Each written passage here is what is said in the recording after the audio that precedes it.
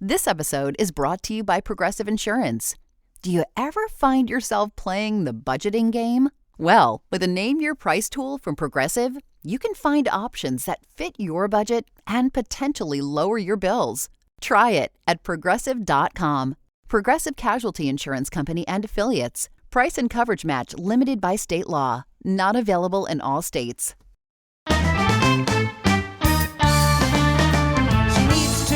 A podcast since she never got her due. She's a big lesbian and a loudmouth Jew. With a gasket always ready to blow, you're listening to Judy's show. Who? Judy show. Wait a minute, who are you talking about? Oh, she's an asshole. What is wrong with you?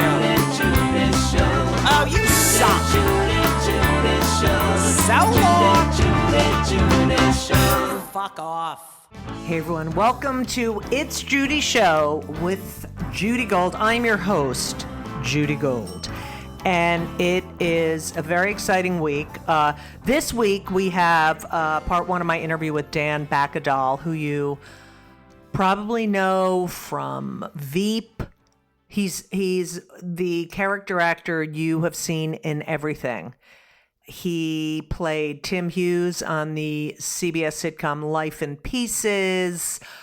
He was a correspondent for 3 seasons on The Daily Show with Jon Stewart, recurring roles on The Goldbergs, just a lot of stuff. And he's really fun to talk to. So that is my interview for the week, and it's been quite a week. Before I say anything, I want to wish all of my Jewish listeners a happy and healthy and peaceful New Year. It is Rosh Hashanah. I feel like I should just ring the fucking bell for 20 minutes. It's Rosh Hashanah. Which is our new year. And I do think of it as the real new year because it's autumn. And I think that that's when a new year begins. That's when school begins. That's when major changes happen. And so I always think of Rosh Hashanah truly as the new year. And it's a tough one because, we're going to dip apples and honey for a sweet year, but it's been really a fucking horrible year.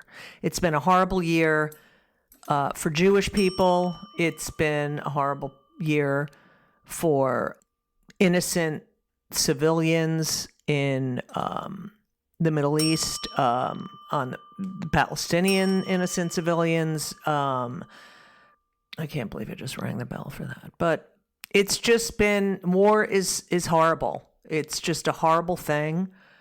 And I wish people didn't need to go to war or start wars because they hate Jews and they hate the idea of Israel and they hate the idea of Jews having a homeland that they're indigenous to. It's just a fucking shit show. And, you could say go back to where you came from. And many of us do go back to where we came from, but we have to, fight for this small amount of land the size of New Jersey. It's crazy. The whole thing is crazy on so many levels. And the thing that's the craziest is the anti-Semitism. So it makes no fucking sense. Look, we're not perfect people. But we've improved the world. We have. We've improved it on so many levels. And on October 29th, I'm hosting benefit for the Israel Cancer Research Fund. And the thing about the Israel Cancer Research Fund is they are raising money to find a cure for cancer. And they're not saying, hey, guess what? We're only going to share our results with people who like us. They're doing it for humanity. And Israel is fighting Hezbollah and Hamas for all of humanity. So you can take your hate elsewhere. Yahya Sinwar, the leader, the head, the fucking coward who keeps hiding and killing hostages. Yahya Sinwar was in an Israeli jail. He's the head of Hamas. When a doctor there found that he had a big tumor, and the Jewish doctor saved his life. And he was taken out of prison in a prisoner swap. And there you have it. So, fuck you. Fuck you, Yahya Sinwar, piece of shit. Anyway, so that's a good way to start, don't you think? So I do want to wish everyone, I hope the families are together, and there's so many families that can't be together, and we will be thinking of them. And I know for, Hirsch's family and all the other hostages and people who died at the Nova Festival dancing for peace, who won't be with their families for Rosh Hashanah. It's sad. So I'll be thinking of them and, hoping they can get through it as best they can. So I want to just say that. I also want to say that I have gigs coming up and you need to get your ass to them. Okay. Let's see. We have Rosh Hashanah next week. And then we have, I'm going to Grand Junction, Colorado. And I am going there for, there's a college there, and I'm doing a show. And I'm also hosting a panel about the film Canceled that I'm in by Fern Perlstein, about cancel culture. And then I'm coming back, and then it's Yom Kippur. And then on the 13th, 14th, 15th, and 16th of October, I will be in Provincetown at the Post Office Cabaret for Women's Week. Woo! And it's the 40th anniversary of Women's Week, and it's going to be a big one. So if you're in the Provincetown area, I am performing the 13th, 14th, 15th, and 16th Post Office Cabaret. Then I'm going off to Israel, and I'm doing Comedy for Kobe, and I'm very excited about it. It is an organization that raises money for the Kobe Mandel Foundation, which has a camp for kids with PTSD. And they are overloaded with kids, obviously. And it's kids who've just, have PTSD from living in Israel, from being the victims of terror, from losing their parents or their siblings or their grandparents or their everyone. It's awful. So I'm going to be doing Comedy for Kobe. Let me tell you where I'm going to be. So I'm going to be doing Sunday, October 20th in Jerusalem at the Jerusalem Theater, Monday, October 21st in Herzliya at the Herzliya Performing Arts Center, and Tuesday, October 22nd in Tel Aviv at the Zoa House. I'm really excited about that. And all my friends are like, I can't believe you're going to Israel. You better be careful. I'm going to be careful. And it's people who've never been to Israel that always get really freaked out. You got to go. You got to go. It's an amazing place. Okay. So that's that. And then I'm going to be in, Chicago, which I love. Chicago at the Big Gay Cabaret. And that is November 8th, 9th, and 10th. I don't know. I have other shit, but I can't even. Anyway. Oh yes, I'm in. I have this gig for a synagogue, and it's in Chappaqua. And I'll tell you that next week. That is November 2nd. Okay, whatever. I can't. I know you've probably stopped listening because I'm so boring right now. But I also just want to say that we have packed up this entire house. We're in Provincetown for a renovation, and it has been, for me, 30 years of memories. And I can't wait for the new place. But it was emotional. And I'm excited. I threw so much shit out. I donated shit. I gave our washer dryer to a single mom who didn't have one. I mean, it's just so nice to give people things that they need. You know what I mean? It feels good to purge. And now I have to do that in my New York apartment because all the shit that I have here is now going to the New York apartment as a fucking tiny apartment. Anyway, so that, and Elise and I are still in a relationship after this, which is crazy. But it wouldn't, the only reason we're in a relationship still is because of her sister Amy, who is a fucking genius. Let me tell you something. If you need someone to purge your life and help you get rid of stuff in the most gentle manner, Amy is incredible. She is incredible. And I've had many declutterer people. She's unfucking believable. Just a great person. So thank you, Amy Jarris. I love you. And you're an angel. And now we can all sit back, relax, and enjoy part one of my interview with the lovely Dan Bakkedahl. Hey everyone, I'm very excited today because we've got a famous actor on the show who you know. I mean, you know, but you don't know his name all the time because he doesn't like that. He's not on social media, which we're going to discuss because I love that about him. Among other things, Dan Bakkedahl's here. You might know him. It's too long. It's too much, Dan. It's really a lot. Yes. Yes, it is. Shut up. You're talking about life. You're talking about life, right? I'm talking about every fucking show you have been on. Veep. Life in Pieces. Bits and Pieces. Mindy Project. The Mindy Project. Goldbergs. The Goldbergs. The Daily Show. What's the legit? Made for TV. No, Made for Love. I did that too. And the new one. Oh, the new one, the one that just got canceled. Yes, Dinner with the Parents. Dinner with the Parents. Very excited to announce that we've already been canceled. Thank you all for watching. It was great. One season? 2 seasons? Yeah. They didn't even really give it a season. They filmed a season, they put a season out there, and then they ran away. That is so unusual, Dan, because usually in this business, when they say they're going to do something, they do it exactly the way they said they were going to. I got to tell you. You know?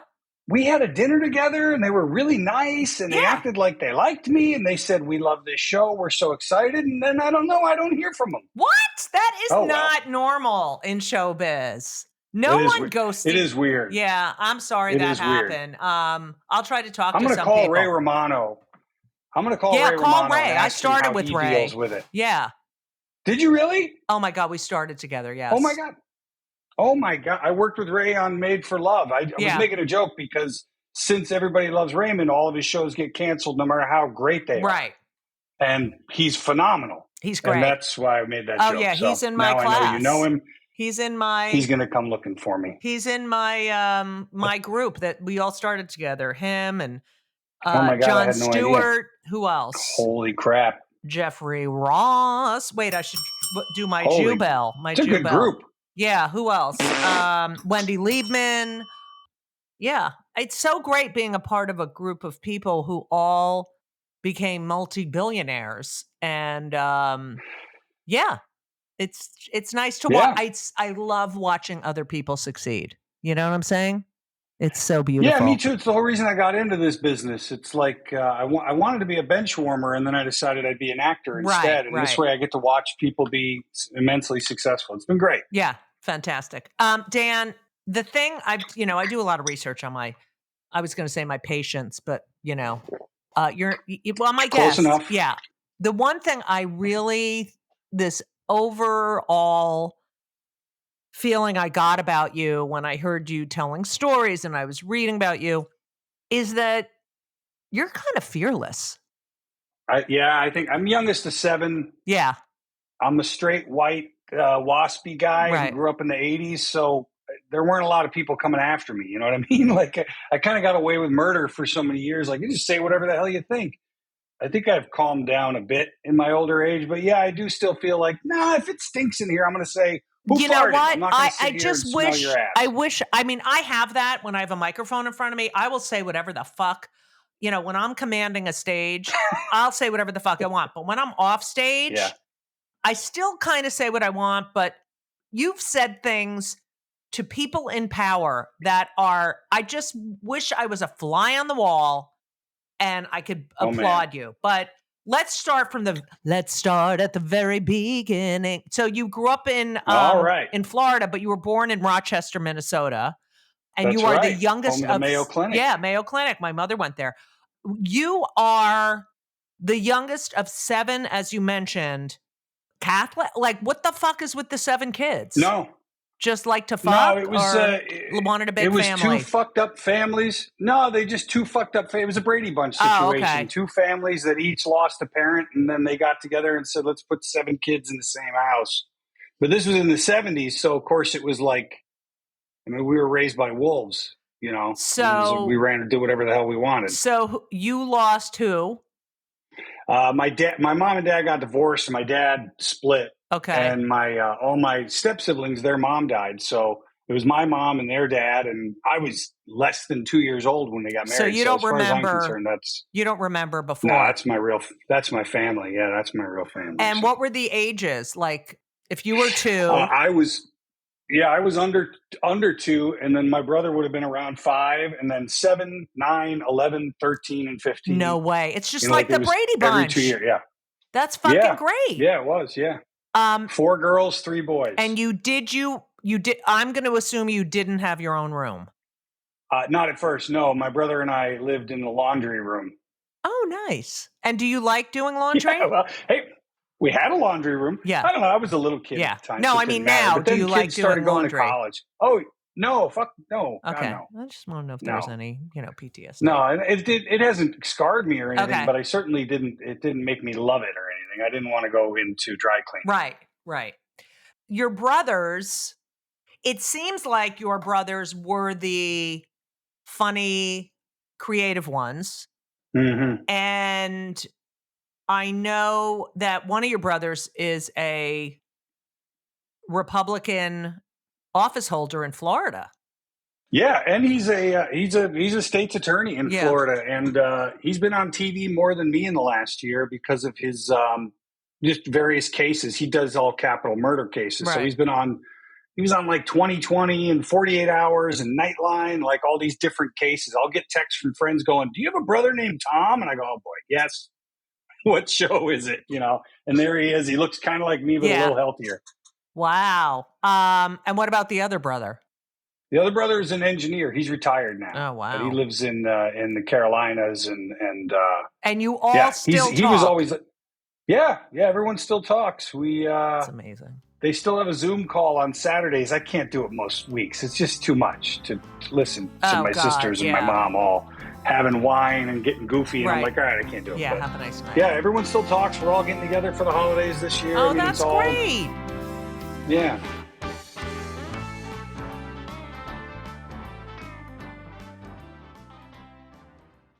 This week's episode is sponsored by BetterHelp. Now, I am a huge advocate for therapy. I talk therapy. I like physical therapy too, but I'm talking about talk therapy. I've been in therapy since I'm 18 years old. There is nothing better. Nothing better. And it is a stressful time. We just had an election. It's the holidays, and we're going to have to spend family time or not spend family time. It's a decision you might make in therapy, because therapy is really the best way, the only way to process your feelings, anxiety, depression, everything. I've been doing it for over 40 years. I know what I'm talking about. So if you've been thinking about starting therapy, if you thought about it for years and just didn't do it, please give BetterHelp a try. It's entirely online. It's designed to be convenient. It's flexible. It's suited to your schedule. You go to betterhelp.com/Judy Gold. You fill out a brief questionnaire. You get matched with a licensed therapist, and you can switch your therapist at any time for no additional charge. I've done that multiple times in my life, switch therapists. It works. It works. And I know a lot of people who have used BetterHelp and they love it. So find comfort this December with BetterHelp. Visit betterhelp.com/Judy Gold today to get 10% off your first month. That's BetterHelp, HELP.com/Judy Gold. You're welcome. Okay, so you grow up. I know that your brothers would do these shows.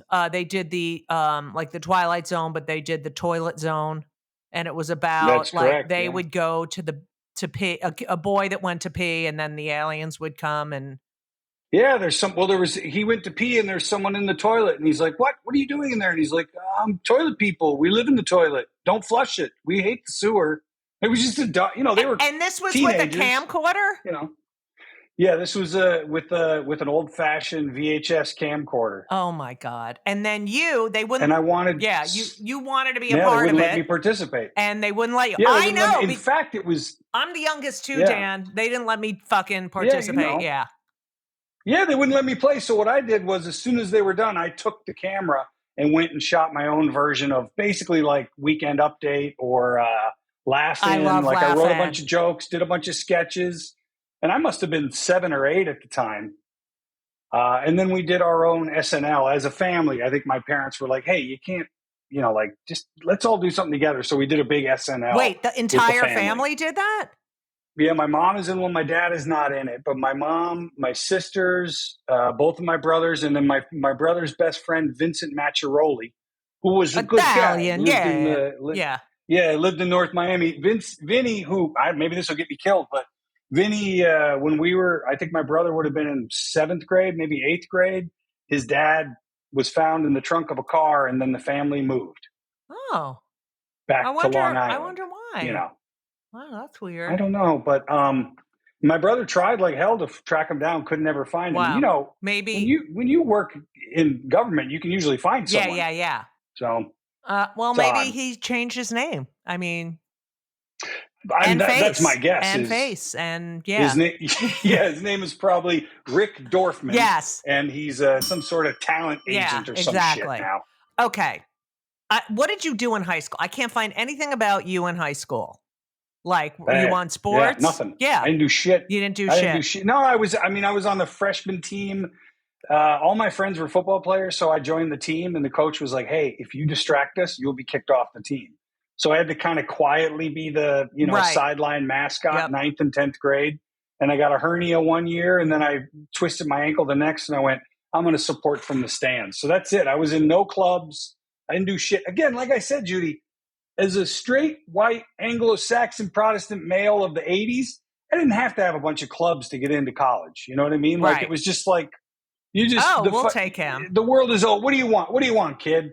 And that's, so I didn't join any clubs or anything. I was in a fraternity in college, but that was really just because I knew they would have organized parties. Right.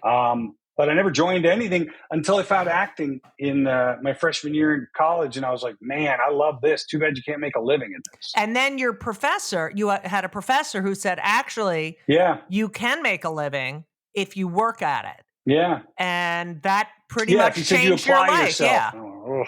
Yeah. Well, I guess in a way I thought, like, I've always been hip to let's prove them wrong. Mm-hmm. So it's like, but the only way to prove someone wrong is to do everything that they said you were going to do and then show that there's a different result. Right. I did what he said and then it worked. Yeah. So I haven't been able to prove him wrong yet, but I still am in contact with him. His name is Michael Ritchie. I'm still in contact with him. He's a wonderful person, amazing, great actor, writer, director, all of it. But he committed his life to being a professor at a university. And so that's where he's at. So you graduate and you're just focused on theater. You're focused on theater. Yeah. And you go on tour and you have a stop in Chicago and you go to Chicago and you're like, I'm going to go see Second City. Yeah. And the people we were visiting were like, we should go to Second City. It's really great. It's historic. It's beautiful. You know, if you've ever been, the photos on the walls are all, now it's Tina Fey and Rachel Dratch and Dorff and all that people, but back then it was Alan Alda and John Candy and Gilda Radner and Joan Rivers, et cetera. Right.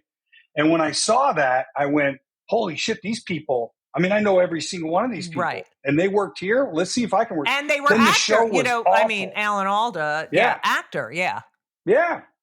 So, and the show was awful. So I thought, oh my God, if the show is awful, I can probably get in here and do what they're doing. And, I can get to SNL and this was seeing this. Like I remember shows that I saw that I thought, oh, like I saw Whoopi Goldberg's one woman show in 1984. Mm-hmm. And I thought, wow, this is amazing. And I had already done stand-up, but I thought, wow, this is like a theater piece. Like I want to do this. But that sort of happened to you. You went and you thought, I want to do this. This is complete. I don't think people realize, first of all, improv is so fucking hard. It's not acting and it's not stand-up comedy. You really have to be a sponge, and you have to say yes to that's why I can never do improv, because they'd give a suggestion. They'd be like, oh, you're at a bank and it's pouring outside. And I'm like, no, I'm not. That's not happening. And they start the first thing and they're like, oh, it's raining out. And you're like, no, it's not. Oh, it's just, So it's a whole different mindset. And you started taking classes, right? Is that correct? Yeah. Correct. Yeah. There's a place called the Players Workshop, which was started by a woman named Jo Forsberg. She was an old school Second City, performer and director. Was she Jewish? Split off to start her own thing. Forsberg? Probably, or at least Swedish. Okay. All right. I'm giving her the bell. And so I went off to do training there, not knowing that wasn't the Second City. It was the Players Workshop of the Second City. And I got in the community and kind of got to know people and started realizing, oh, this guy's taking classes at that place. And there's people taking class. Mick Napier ran a place called, still runs, The Annoyance. It's the only theater left in Chicago. Oh, yeah, I know that theater. Yeah. That's an improv theater that still is being run by the same people, not bought by fucking Rockstar Games or some other bullshit that bought all the comedy theaters in Chicago. And here's what it was. I saw it and I went, oh my God, that looks like more fun than anything I've ever seen. To me, I think stand-up seemed like the most terrifying thing in the world, because when I saw it done well, I knew that they did hundreds of hours of terrifying work to get to record raw or whatever the stand-up special was, right? And so I knew that's an awful lot of work. Whereas these improv people, they say they're just making it up. I can do nothing but just listen and respond. But what I discovered was that there's an immense amount of play and imagination going on in the moment, which is kind of the way my brain is set anyway. We're talking about one thing and I'm daydreaming about another that really works well in improvisation, So I think that's what really attracted me to it. And also, you mentioned a teacher who said, don't worry about being funny. Just worry about being truthful and real. And, Martin DeMott, and that's what I say to comics all the time, stand up. Yes, you have to be funny. But if you're going to make only the truth is funny, you have to delve deep into the truth. People ask me, what is it like? Like, people have no idea, what you're thinking when you're on stage. So when you're a stand-up, it's like you have to, you have the script in your head where you think you're going. You then have to deal with whatever's happening in the room and be hyper aware of that. And you have to always address the elephant in the room and then get back on the path, and it's a lot. Right. But I feel like your brain works where you're able to really just let go and be in that. I can really play. Yeah. And be in that. And I don't know why. Yeah. Look, I don't know why. I'm not a fully present person. I'm not good at concentrating or any of that. But I mean, when you made that little scenario there where you said, you're at the bank and it's raining, my initial thought was, I left the fucking windows open, but I'm stuck in the bank. Right. You know what I mean? Like, that's the way my brain works is you're in the bank, it's raining, and I go, yes, and I left the fucking windows open. So that's going to inform everything I talk about is going to be great. My car is getting soaked. I don't care what I'm doing in the bank. I have to do it, but I'm going to get in a shitty wet car afterwards. So that's going to inform everything my character has to say. It's not brain surgery or anything, but to me, it's that I feel alive. I feel the oxygen flowing. I feel more connected than I do doing anything else. So cool. I mean, you're going for the story, like, and I think, where's the joke? Where's the joke? You know? Sure. But this is what you were saying about like being real is that like, if I'm going for and I'm not even going for the story, I'm just going for the personal information. You know, what's this guy's story? Because for all I know, the guy who stands on stage next to me is going to go next. Right. And I go, oh, we're not standing in line together. He's the banker. Now I'm fucking, guess what, dude? And he's like, don't care, sir. Yeah. And the windows being open don't ever come into play. It's just this little secret that my character has. Yeah. It feels like a dumb actor's trick, but at the same time, so interesting. I did a ton of scripted work in college, and then afterwards, that tour I did was theater, and you had to deliver the words that Eugene O'Neill wrote 100 years ago. And I'm exhausted and I'm tired with them. And I discovered that, like in improvisation, you never have to get tired of the words because they're constantly changing. And once I discovered that I had any ability to do it well amongst my peers, I found how much fun it was to get on stage and collaborate together. And then afterwards, there was no competition. It was like, what were you going for? Your windows were open. Fuck, that's hilarious. It's teamwork. Yeah, because I know. I think it's what got in the way. Yeah, I know where I want to get to. Like I got to get to this joke and this bit, and I have to get to this joke before I can say that bit. And you're like, what the fuck am I going to react to? But you have to be really open. Where I'm gonna go. You have to be open, open to that. So it's you're sort of in your own head, but you're not in your own head. Right. Absolutely. Yeah. I mean, I feel like I immediately embody a character, and sometimes that character is just guy who left his windows open and it's raining outside, and sometimes that character is something more specific. You know, I allow it to flourish and grow as the scene goes on. But for the most part, it's a little tiny thing. There's Mick Napier's the guy that runs The Annoyance in Chicago. And at his school, they always taught, like, you know, do something. Don't just stand there. Do something. Action, and so I took that to mean physically do something. So I will sweep, or I'll wipe a counter. I'll wash dishes. I'll type on a computer. I'll smoke a cigarette. I'll do a million different activities that inform who this person is. And it's not stuff I have to share as much as I allow whatever they're saying, whatever they share with me, I allow it to heap on top of what's already there. I love that. It's so, it's fun. It's dangerous, you know?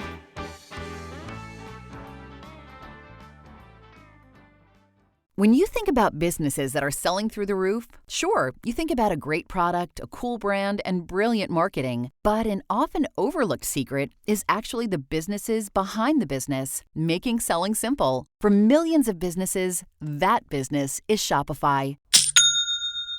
Nobody does selling better than Shopify. They're the home of the #1 checkout on the planet and the not-so-secret Shop Pay that boosts conversions up to 50%, meaning way less carts going abandoned and way more sales happening. So if you're into growing your business, your commerce platform better be ready to sell wherever your customers are scrolling or strolling, on the web, in your store, in their feed, and everywhere in between. Businesses that sell more sell on Shopify. Upgrade your business and get the same checkout Allbirds and Skims use. Sign up for your $1 per month trial period at shopify.com/start selling, all lowercase. Go to shopify.com/start selling to upgrade your selling today. Shopify.com/start selling. You said that you need a group to share a stage with. Which didn't help you when you worked on The Daily Show. But can we just go, just before we get to The Daily Show, you're doing improv in your class. You have Keegan-Michael Key and Tina Fey. Tina was in town right as I got there. So Tina, Jack McBrayer, Horatio Sands. I mean, there's a million people that you just don't know their names, but those are like the household names that were in town. And then as I, progressed through the thing, Keegan came to town. Jack McBrayer, of course. Tina went off to SNL. Sudeikis and I were compatriots. We worked together extensively there. Mike O'Brien, who created a show called AP Bio a few years ago on NBC. Like, just brilliant people, writers and actors from all over SNL, Mad TV, Frank Caietti, Stephanie Weir. Like, these people that I watched and went, oh shit.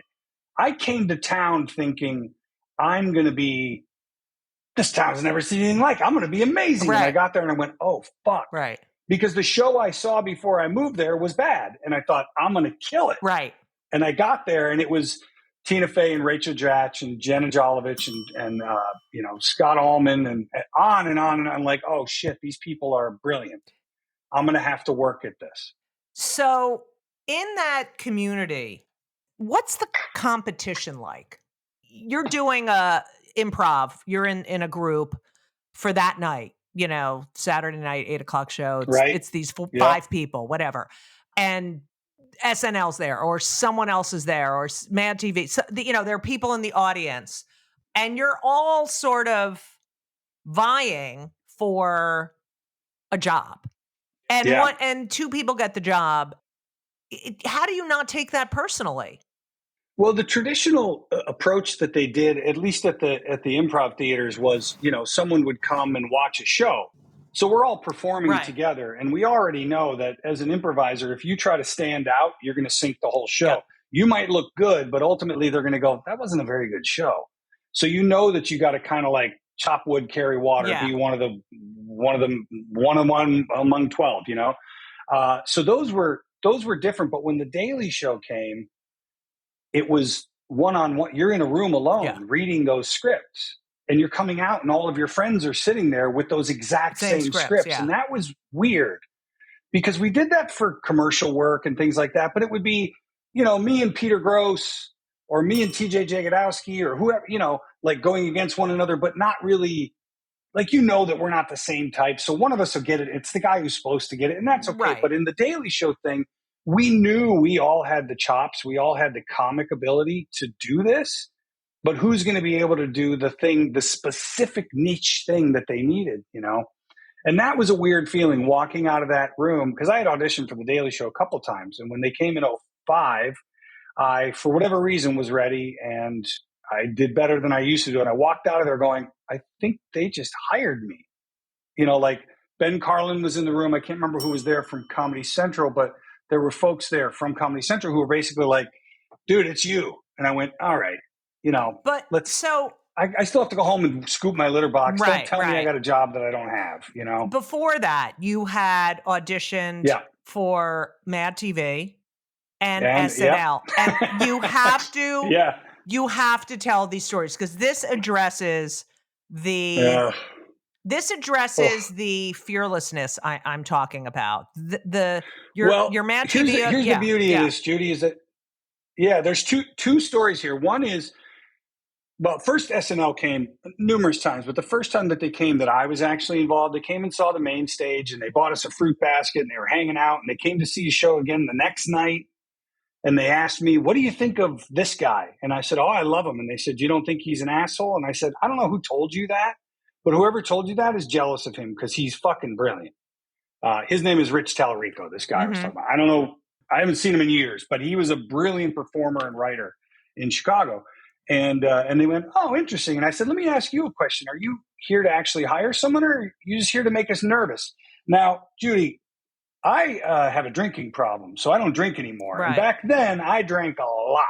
So I said whatever the fuck I felt like saying to whomever I felt like saying it to, because my thought was either you're going to weather the storm and we're going to be fast friends, and that's happened, or I'm going to alienate you and you're going to go, that guy's a dick, I never want to see him again. And that's what happened with SNL. But see, was they went, very good, and they turned away. But that, if someone said that to me, I would be so like, I love you. I love you for just being brutally honest. Yeah, but we both know who these two guys are. Not Lauren, but those other two guys. They're fucking pricks. Right. Okay? I don't even know their names. I'm so glad I don't remember their names because they're supposed to be so important, but I don't remember their fucking names. But they were dicks. They were arrogant. They were prickish. And I thought, I work my ass off to get where I am. And I welcomed you into my house to hang out with us. Like, we go out drinking together. We don't bring some dude's agent with us, you know, like we're a cast and we're letting you hang out with us and you're acting as if you're hosting us. And it rubbed me the wrong way. Now, I saw those guys a couple years later when I got the Daily Show because all my friends were at SNL and I came over to visit and they went through and they went, oh, have you met Michael or whatever? You know, and I went, like, yeah, how's it going? Shake his hand. He's like, nice to meet you. And I thought, wow, really made an impact. Yeah, right. You know, had no idea who I was, which was great. Yeah. But, you know, it was just that thing where I went, I'm never going to be able to work for, and I think that's kind of where I ran into trouble at the Daily Show was I wanted to treat everyone there like we're all equals because we're all on the same team. Problem is, I just got there and my name is not on the marquee. It's not the Daily Show with Dan or the Dan Show with Dan or any of that. You know what I mean? And I went in there thinking, oh, it's an ensemble, and it's not. It's a group of individuals who all do their individual thing. And in that place, there wasn't maybe as much competition as there was rumored to have been at SNL, let's say. But there was certainly competition because you knew if you don't get on, then you can't get a little higher, and then you can't get a little higher, and you can't become in the good graces. If you're in the basement, you're staying in the basement. There's no way out, you know. And it didn't matter. Yeah, you went on once every 2 weeks when everyone else was going on. Basically, a couple of times. Yeah, a couple times a week. So, and when I brought that to their attention, and I said, I seem to be getting a lot less reps, and they went, no, you're not. And I went, don't Jedi mind trick me. Yeah, like don't fucking gaslight me. Numbers. Yeah. Yeah, I mean it's anyway. So okay, so you had that. What about Mad TV story? Yeah, the Mad TV story was a whole nother thing. I had quit drinking, and I had poured myself into writing this. Of pun which intended. Ray Romano was one of the impressions I did. Oh, okay. Yes, pun intended. Yes, exactly. Poured myself. Yeah. Ray Romano was one of the impressions I did in my audition. Wait, do it. We used to do it all the time. Well, what it was it was Ray Romano ordering coffee from Bruce Willis at Starbucks. Okay. And it goes like this. You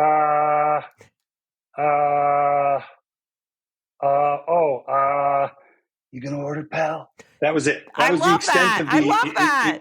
It's not great. It's funny. Not great. It's funny. I'm a little embarrassed, but my thought was, it's. I'm turning the paradigm on its head. Let's be honest. I can play characters. You know that. But then they said, okay, good, you're good. You can stop. And I went, I have 2 more. And they went, yeah, I know. And I went, no, I worked on this. I'm going to do this. it. I love this. I already know you're not hiring me or else you'd ask me to do my last 2. So fuck you. I'm doing my last 2 because I waited in line. I'm getting a parking ticket. Fuck you. I'm finishing, you know.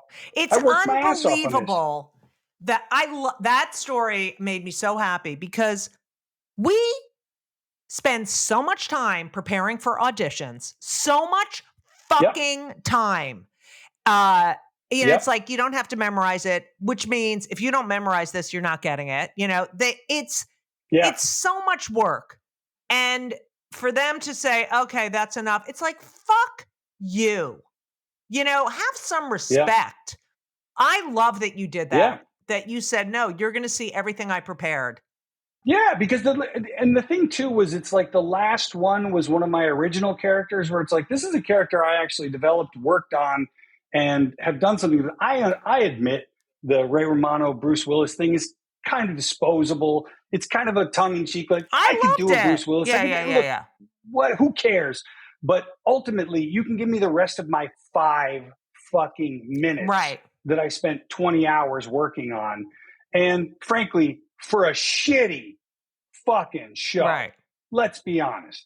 Even the people that work there are like, don't watch those sketches. Those are pretty bad.